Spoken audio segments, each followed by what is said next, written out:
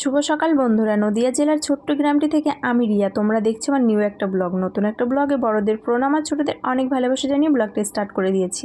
এখন ঘড়িতে সময় সকাল 5:30। ঘুম থেকে উঠে এই ঝাঁটাটা নিয়ে চলে এসেছি বাসি উঠোনটাকে ঝাড়ু দিতে।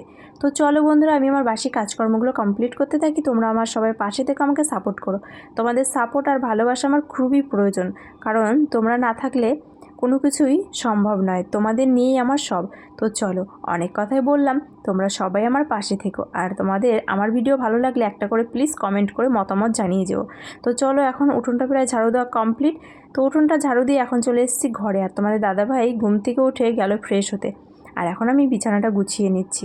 বিছানা এলোমেলো থাকলে ভালোই লাগে না। ও তো সবসময় বলে বিছানা তুমি সবসময় কিন্তু পরিপাটি করে গুছিয়ে রাখবে। যদিও বা কখনো রোদের থেকে জামা কাপড় এনে একটু খাটে রেখে অন্য কাজ করতে যায়, বলে আগে তুমি জামা কাপড় গুছিয়ে বিছানাটাকে সুন্দর করে রাখবা, তারপরে অন্য কাজ করবা। মানে বিছানা এলোমেলো দেখতেই পারে না। তো এই যে বিছানাটা পুরোপুরি ফাইনাল, এই যে কমপ্লিট গুছিয়ে নিয়েছি। তো চলো, চলে এসেছি ছাদে। গত 4-5 দিন আগে তো মুষলধারে বৃষ্টি হয়েছে, আর আজকে এই যে দেখো সবে সূর্য মামা উঁকি মারছে। আজকে রোদ উঠবে মনে হচ্ছে। আমাদের দাদাভাই সকাল সকাল গেছিলো বাজার করতে। তো বাজার করে চলে এসছে, আমাকে বলছে বাজারটা নিয়ে যাও। গাড়ি থেকে নামছে না। আমি বলছি তুমি গাড়ি থেকে নেমে আমাকে হাতে দাও। তো এই যে দেখো গাড়ি থেকে নামিয়েই দিয়েছি।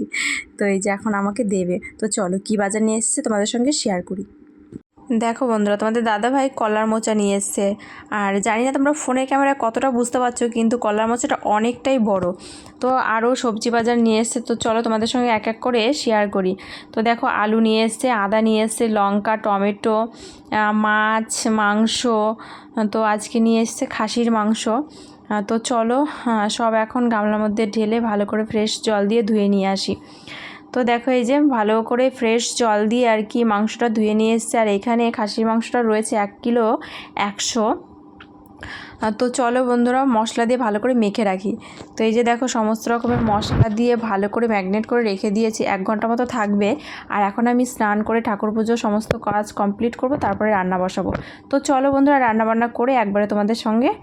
তো ফাইনালি রান্নাবান্না কমপ্লিট হয়ে গেছে। তো হাঁড়ির মধ্যে এই যে নর্মালি সাদা ভাত জাস্ট এইমাত্র রান্না করে আসলাম। আর চলো নেক্সট কি, এই যে আলু উচ্ছে ভাজা করেছি।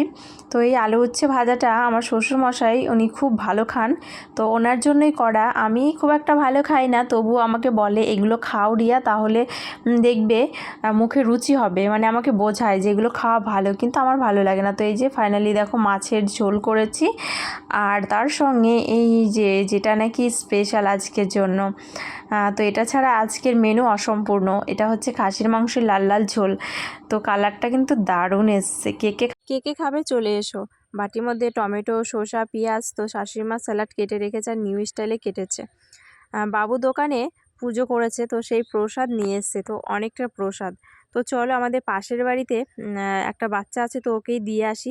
তো এতটা প্রসাদ নষ্ট হবে শুধু শুধু। তো চলো দিয়ে আসি, তাহলে ওরা খেতে পারবে। তো দেখো বাটির মধ্যে এই যে নিয়ে নিয়েছি। তো চলো ওকে দিয়ে আসি, পরে তোমাদের সঙ্গে দেখা হচ্ছে, কথা হচ্ছে। তো বন্ধুরা, ওকে প্রসাদটা দিয়ে এসে ক্যামেরাটা অন করিনি। তো এখন রাত্রি 8:30। তো এখন আবার ক্যামেরাটা অন করলাম, আর দেখো বিরিয়ানি নিয়ে বসে পড়েছি। তোমাদের দাদা ভাইয়ের আমি বিরিয়ানি খেতে ভীষণ পছন্দ করি। বিরিয়ানি তো আমার সবথেকে একটা প্রিয় জিনিস। তো চলো, এখন আর বেশি কথা বলতে পারবো না, চটপট খেয়ে নিই।